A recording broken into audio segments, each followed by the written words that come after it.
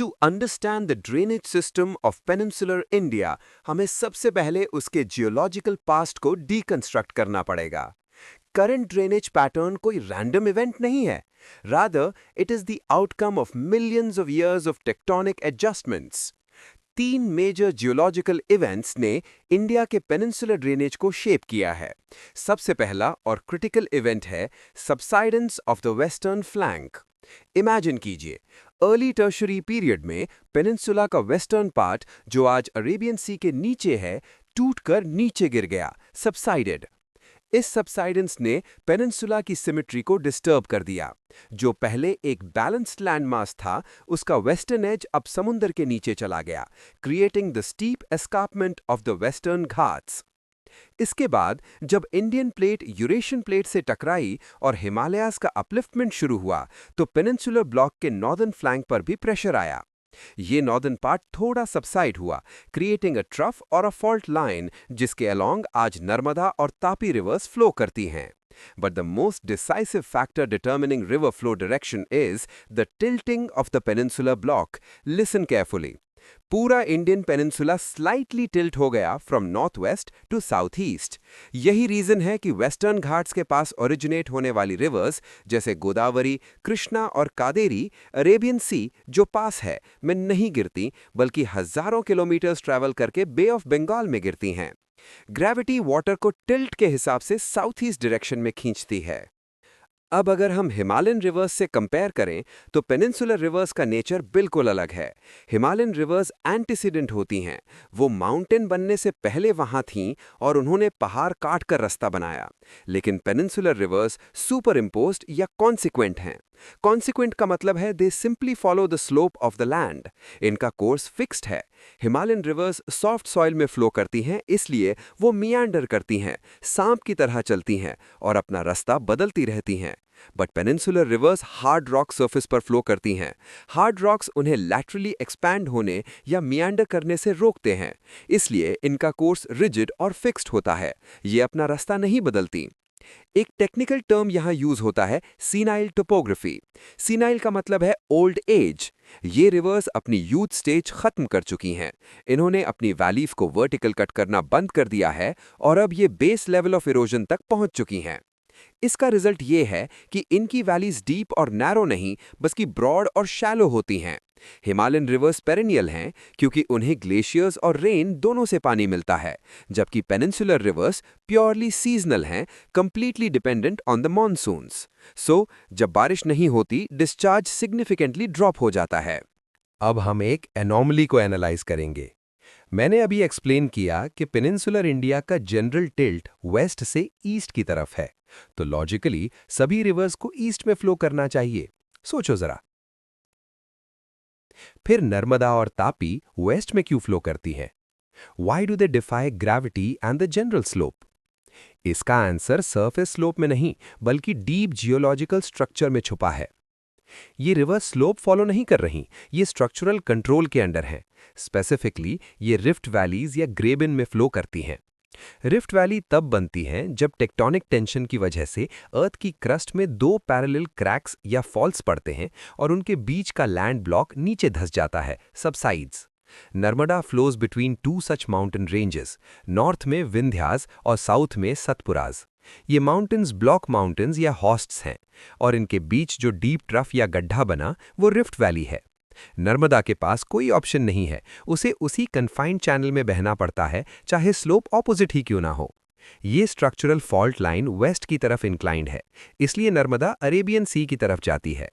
इस जर्नी में नर्मदा जब जबलपुर के पास पहुंचती है, तो वहां मार्बल रॉक्स यानी कि बेड ऑफ डोलोमाइट से गुजरती है। डोलोमाइट एक हार्ड रॉक है जिसे रिवर आसानी से इरोड नहीं कर पाती, leading to steep gorges and waterfalls like Dhuandhar falls. Tapi भी सिमिलर मैकेनिक्स फॉलो करती है, flowing south of Satpura range. एक और मेजर कंसेप्चुअल डिफरेंस है इनके माउथ फीचर्स में। जनरली बड़ी रिवर्स समुंदर में मिलने से पहले डेल्टा बनाती हैं, but Narmada and Tapi do not form deltas, they form estuaries. क्यों? डेल्टा बनने के लिए रिवर के पास बहुत सारा सेडिमेंट यानी मिट्टी या गाद होना चाहिए और समुंदर के पास वेव्स शांत होनी चाहिए ताकि सेडिमेंट जमा हो सके। नर्मदा और तापी हार्ड रॉक्स के ऊपर से बहती हैं तो इनके पास एरोडेड मटेरियल यानी कि सेडिमेंट लोड बहुत कम होता है। सेकेंडली, वेस्ट कोस्ट पर हाई टाइड्स बहुत स्ट्रांग होती हैं। जब रिवर समुंदर में एंटर करती है तो स्ट्रांग टाइड्स रिवर के माउथ को वॉश आउट कर देती हैं, स्काउरिंग एक्शन कहते हैं इसे। जो थोड़ा बहुत सेडिमेंट रिवर लाती भी है उसे टाइड्स बहा ले जाती है डीप सी में। कॉन्सिक्वेंटली रिवर का माउथ ब्लॉक नहीं होता और रिवर डायरेक्ट सी में मर्ज होती है, creating a deep funnel shaped mouth called an estuary. ये डिफरेंस समझना बहुत जरूरी है। ईस्ट फ्लोइंग रिवर्स डिपोजिशन करती हैं because of gentle slope and high sediment, जबकि west flowing rift rivers excavation करती हैं due to hard rocks and lack of sediment deposition. This structural constraint limits their catchment area too.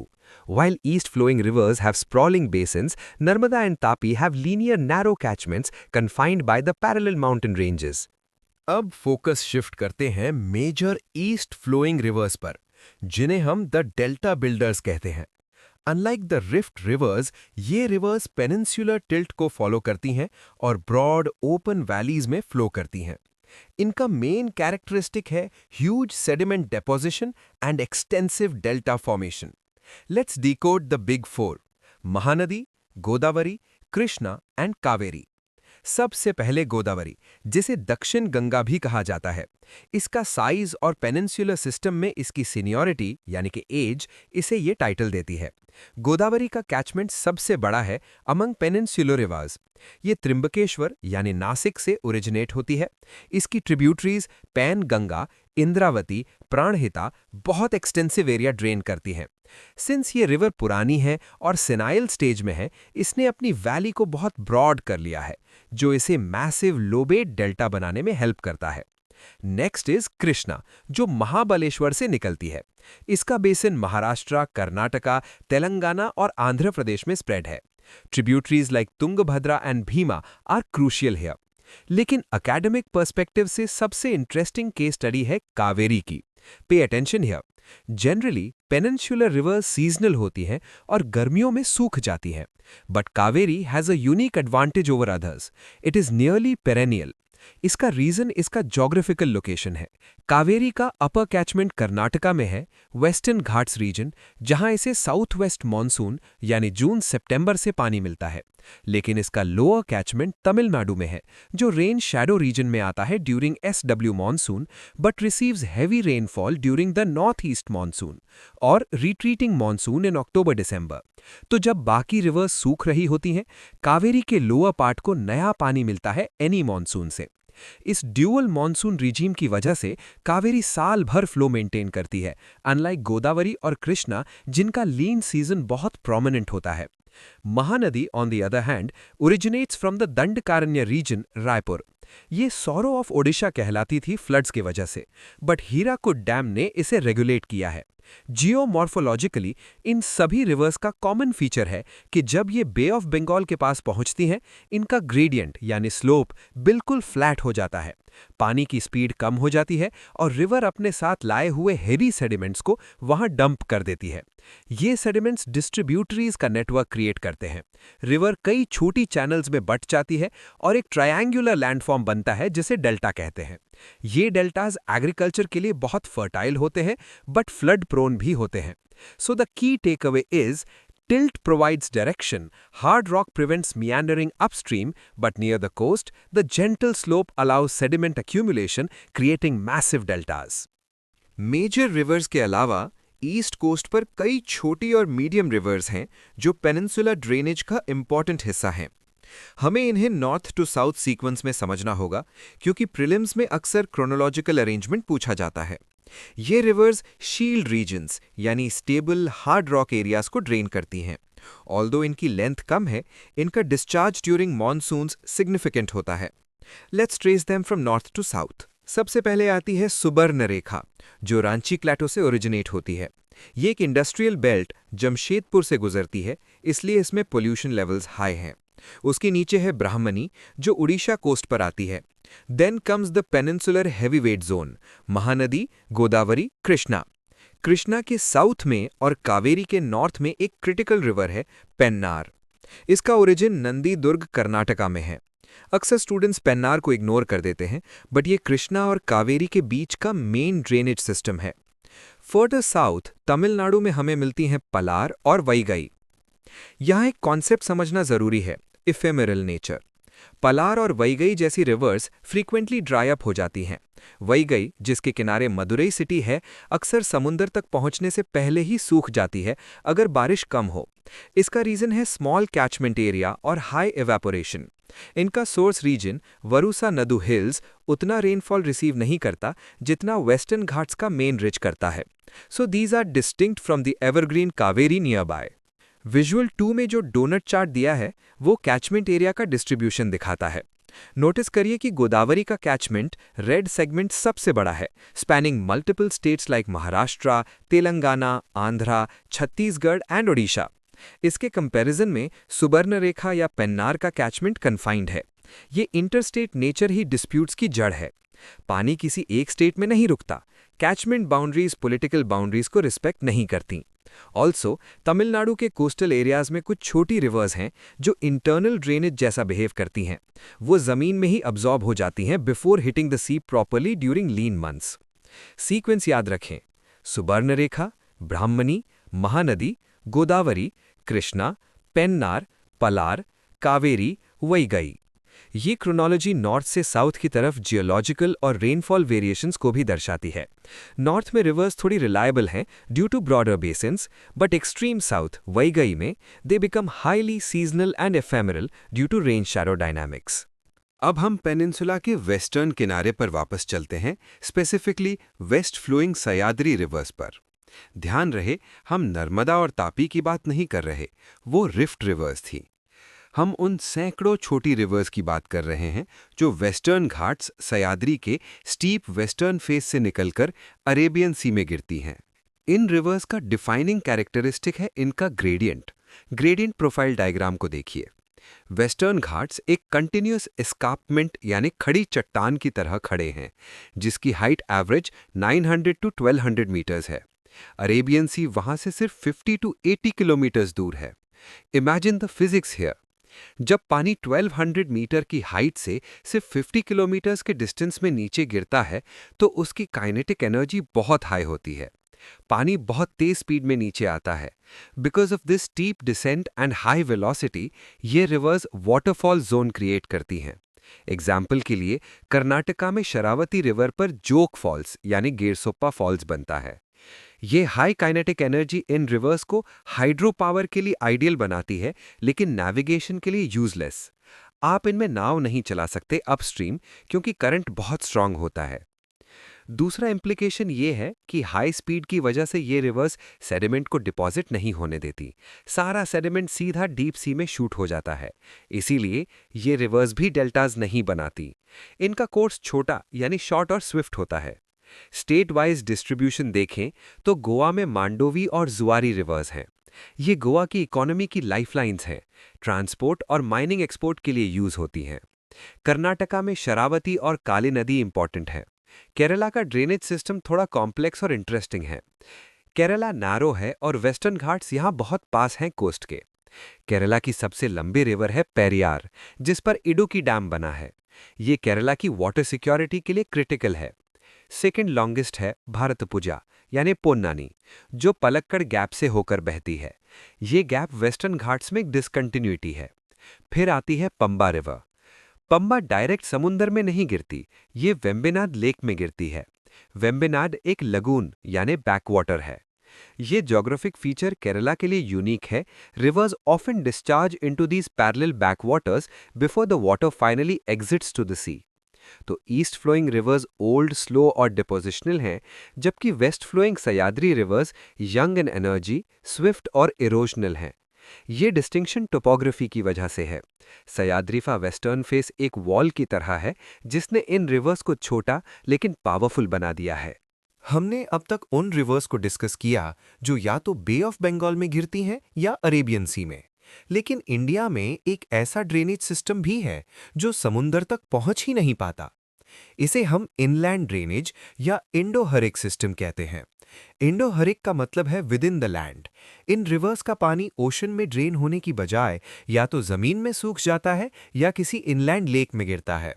ये system predominantly western Rajasthan यानी arid semi arid region में पाया जाता है। यहाँ का ड्रेनेज पैटर्न सेंट्रिपिटल होता है। सेंट्रिपिटल फोर्स फिजिक्स में सेंटर की तरफ लगता है, वैसे ही यहाँ रिवर्स सराउंडिंग हाईलैंड्स यानी अरावली से निकलकर एक सेंट्रल डिप्रेशन यानी लो लाइंग एरिया की तरफ फ्लो करती हैं।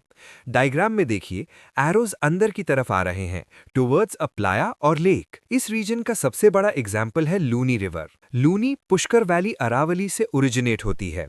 नोटिस करने वाली बात यह है कि अपर कोर्स में लूनी का पानी मीठा स्वीट होता है, लेकिन जैसे जैसे ये नीचे बालोतरा बाड़मेर की तरफ फ्लो करती है, इसका पानी खारा सलाइन हो जाता है।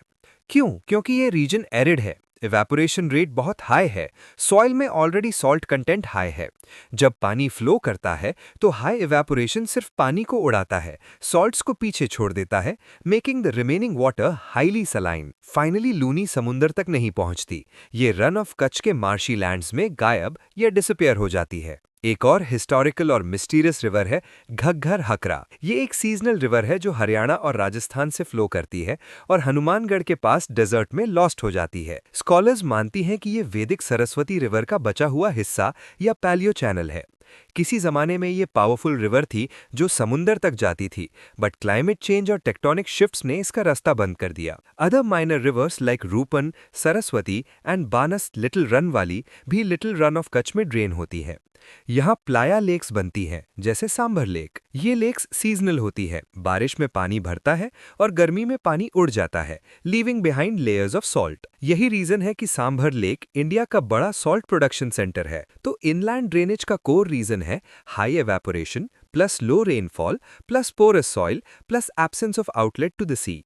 ये फैक्टर्स मिलकर रिवर्स को लैंडलॉक बना देते हैं।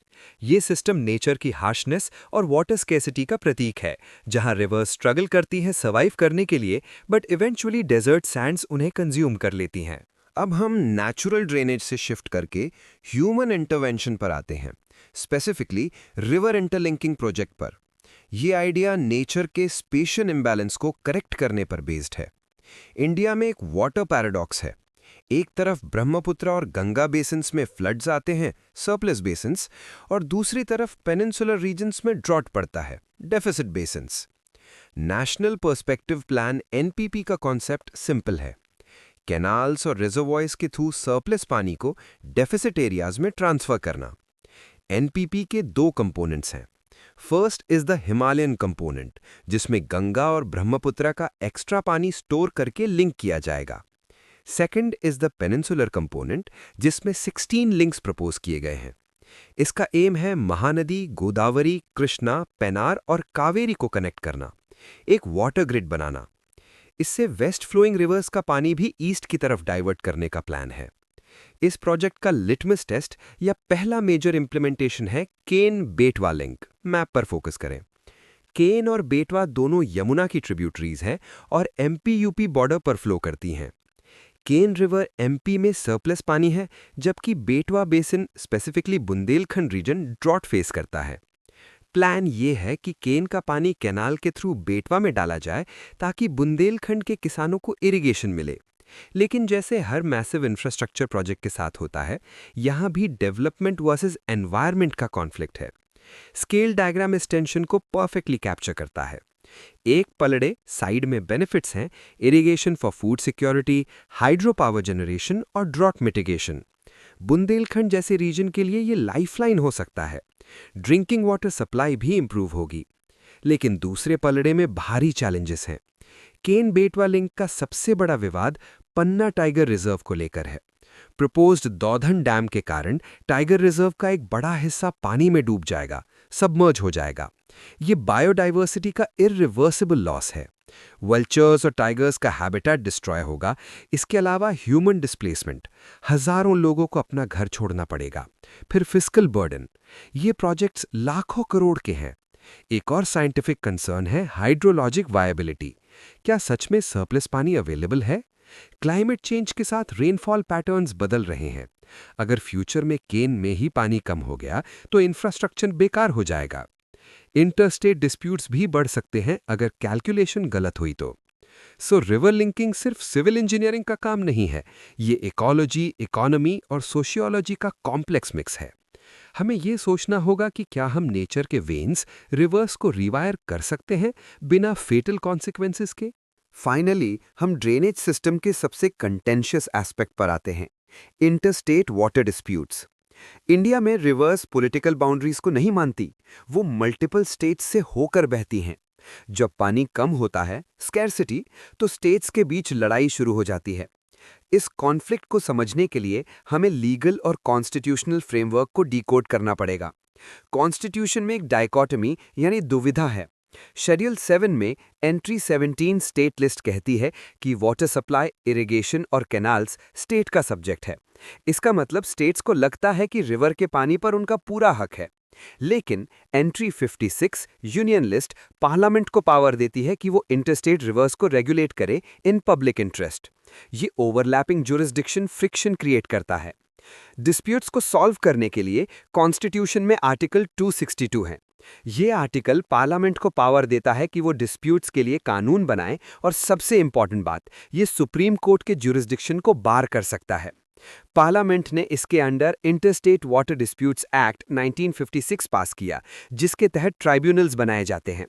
ट्राइब्यूनल का फैसला सुप्रीम कोर्ट की डिक्री के बराबर माना जाता है और फाइनल एंड बाइंडिंग होता है। एससी को इसलिए हटाया गया क्योंकि वाटर डिस्प्यूट्स टेक्निकल होते हैं, लीगल से ज्यादा डेटा ड्रिवन होते हैं और ट्राइब्यूनल्स में एक्सपर्ट्स बैठते हैं। अब मेजर कॉन्फ्लिक्ट्स को देखते हैं। सबसे प्रोमिनेंट है Kaveri dispute between Tamil Nadu and Karnataka. ये डिस्प्यूट हिस्टोरिकल है। कर्नाटका अपर रिपेरियन क्लेम करता है कि उसे अपने फार्मर्स के लिए पानी रोकने का हक है। तमिलनाडु लोअर रिपेरियन कहता है कि सेंचुरी से उनकी एग्रीकल्चर कावेरी पर डिपेंडेंट है और अग्रीमेंट्स के हिसाब से उन्हें पानी मिलना चाहिए। कॉन्फ्लिक्ट तब बढ़ता है जब मॉनसून फेल होता है। डिस्ट्रेस ईयर में पानी शेयर कैसे करें? सिमिलरली कृष्णा डिस्प्यूट महाराष्ट्र, कर्नाटका, तेलंगाना और आंध्रा के बीच है। यहाँ इशू अलमट्टी डैम की हाइट को लेकर है। अगर हाइट बढ़ाएंगे तो पीछे डूबेगा और आगे पानी कम जाएगा। महादाई और मांडवी डिस्प्यूट गोवा और कर्नाटका के बीच है। कर्नाटका कलासा बंदूरी प्रोजेक्ट के थ्रू पानी को मालप्रभा बेसिन में डाइवर्ट करना चाहता है, जिसे गोवा अपोज करता है क्योंकि मांडवी उसकी लाइफलाइन है। महानदी डिस्प्यूट ओडिशा और छत्तीसगढ़ के बीच है रिगार्डिंग बैराजेस इन अपर कैचमेंट। इस मैट्रिक्स में कोर इशू है ट्रस्ट डेफिसिट। अपर रिपेरियन स्टेट्स, जहां से रिवर निकलती है, के पास कंट्रोल होता है फ्लो का, जिससे lower riparian states insecure feel करते हैं। फ्लो चार्ट दिखाता है कि सिस्टम कैसे काम करता है। पहले सेंट्रल गवर्नमेंट मीडिएशन की कोशिश करती है। अगर वो फेल हो जाए तब ट्राइब्यूनल बनता है। ऑल्दो ट्राइब्यूनल का अवार्ड फाइनल होता है, स्टेट्स अक्सर इसे सुप्रीम कोर्ट में चैलेंज करते हैं via special leave petitions article 136, जिससे मैटर सालों तक लटका रहता है। रेजोल्यूशन लीगली फाइनल हो सकता है, बट पॉलिटिकली और सोशली ये डिस्प्यूट्स एक्टिव रहते हैं।